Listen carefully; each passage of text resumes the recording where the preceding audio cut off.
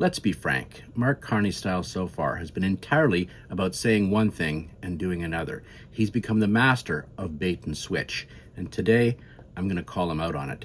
My name is Sean Abigail. I've been a keen observer of politics for more than 40 years. I'm a man who understands the times, and I'm here to help you understand the world around you. Carney started his bait and switch tactics during the election. He promised to balance the budget, but what he really meant was that he was going to divide the budget into two halves.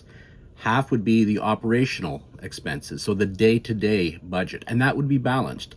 But then the capital expenditures half of the budget, to be used for big projects, would still be in the red. So that ensured that the Liberals would still have plenty of money to spend for big nation-building projects, for Mark Carney to make his legacy. So Carney made it seem like the budget would be balanced, and Canadians could say, oh, he's going to balance the budget. But really, it was just classic bait and switch. The Carney budget mused about raising the salaries of Canadian Armed Forces members by 20%. And understandably, Canadian Armed Forces members were very pleased. After decades of underfunding, they thought that their concerns were finally being addressed. And then the Carney government decided, no, we're not going to do that. Again, classic bait and switch. Do you know what it does to the morale of an organization if you tell them that you're going to give them a big salary increase and then you don't? It's devastating. Carney promised to raise the defense budget, and that's a good thing, but part of it was just creative accounting. The Canadian Coast Guard will now be under the Department of National Defense. And that's something that I've called for in the past because that's how the Americans do the accounting. And it makes sense to do an apples to apples comparison. But Mark Carney's bait and switch comes in again. You see, the American Coast Guard ships are armed and the Canadian Coast Guard won't be. Just more bait and switch. Now, Carney is promising NATO that Canada is going to spend 5% of our GDP on national defense.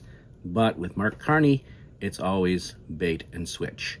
In actual fact, 3.5% of GDP will be spent on national defense, but 1.5% will be spent on strategic investments. And what's meant by strategic investments?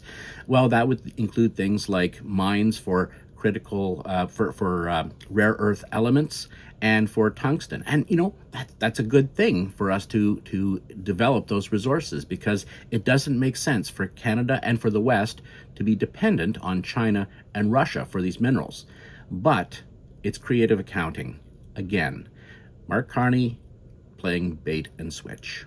So how long will this bait and switch exercise continue? Well, it's going to go on forever, as long as it keeps working for Carney. It's only when Canadians stand up and say, you know, enough is enough. Enough with the creative accounting. Tell us the truth. That's the only way that this is going to go away. Well, that's what I think. What do you think? Please feel free to leave a comment. I love to read what you have to say. It sharpens my thinking. Also, in the link, you can see another video of mine, which I think you might be of interest to you, and also a link to subscribe. If this channel is providing you with some value, please consider subscribing. I'm Sean Abigail. That's Encounters with Life.